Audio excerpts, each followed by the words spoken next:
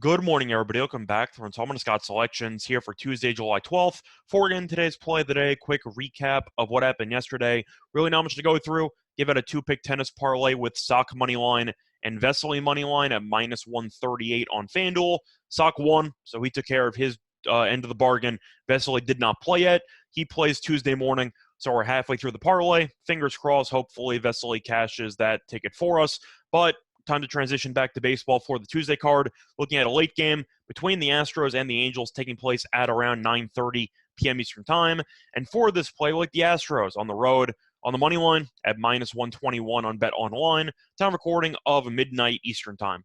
Couple reasons why I like the Astros in the spot. First reason, these two teams heading in opposite directions. The Astros have quietly been on fire recently, as Houston has won 11 of its last 13 games. Meanwhile, the Angels have been arguably the worst team in the entire league in the last month and a half, as the Angels have lost 32 of their last 43 games. Now, I know that you see a lot of highlights involving Ohtani and Trout.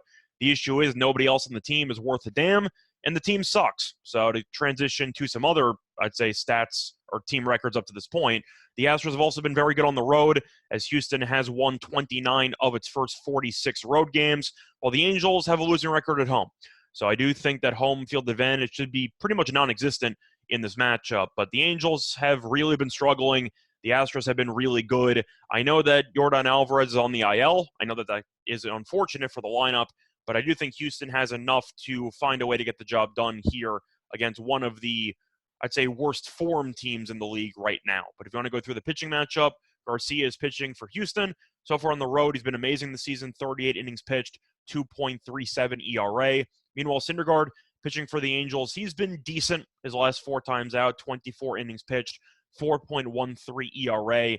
I think you can argue that the pitchers are pretty comparable, maybe even in this spot, but I do think that's important because Houston has the much better bullpen, as the Astros have the number one bullpen ERA in the league. The Angels are middle of the pack, but if you're expecting a tie game or even a one-run game late, I do think the Angels' bullpen should potentially surrender a couple of runs, while Houston's bullpen should be pretty solid down the stretch, which could decide the outcome of this game. And if you want to go through the trends, Houston has really not surprisingly dominated the head-to-head series over the last couple of years, as the Astros are 50-23 straight up in the last 73 meetings. So just to recap everything, the Astros have been great for the last couple of weeks.